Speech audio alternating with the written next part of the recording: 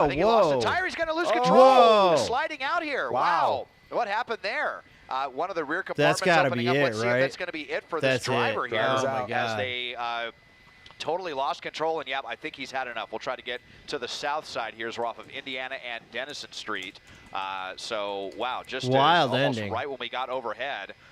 Very lucky this did not end in a horrible crash, injuring some innocent person with the way that they were driving.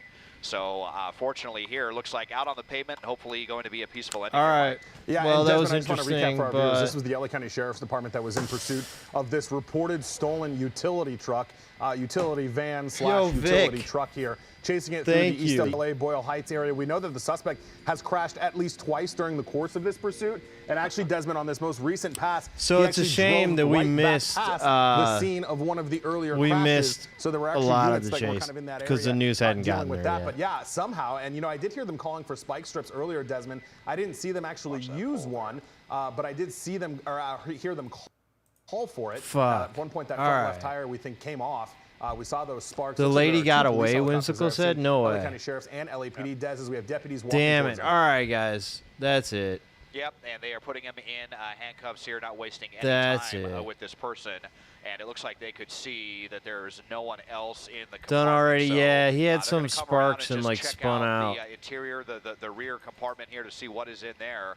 But this they've been chasing him for a minute now. They might have just driven that thing so crazy that they lost their tire. Yeah, you were talking about potential spike strip. We didn't hear about a good spike or anything like that, but.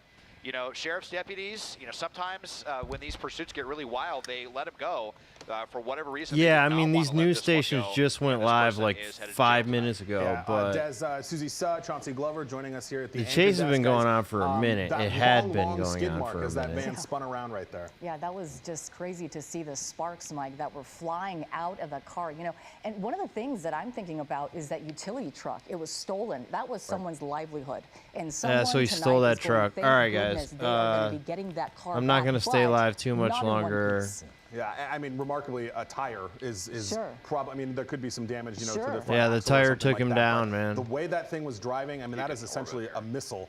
And luckily, it didn't slam into anything. On the wrong side essentially of the road. a missile. That was some crazy erratic driving. Mike, I don't know what kind of truck it is. Some sort of in East LA with the East LA Sheriff's Station. So we're actually, I believe, we're back in their jurisdiction after he kind of crossed up and down through the freeways. Yeah, DJ, thank you. USA lost. Oh, damn. Okay. Here we are, Indiana and Denison, which I believe is East LA Sheriff's jurisdiction. They did, for a brief period of time, have the help of the LAPD helicopter. Now you see I mean, they're somewhere in Southern California, Los Angeles. So oftentimes when we see sparks like that, it's a work truck of some kind, yeah.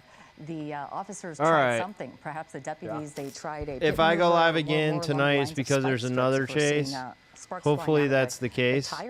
This one had a very exciting ending, but it happened in like the first 10 seconds that I was live. All right. Unit to get into position with spikes. Take it easy, everybody. I don't know if that ever happened, but Des, just now you were looking at that tire. Wait, here it is. Here it is.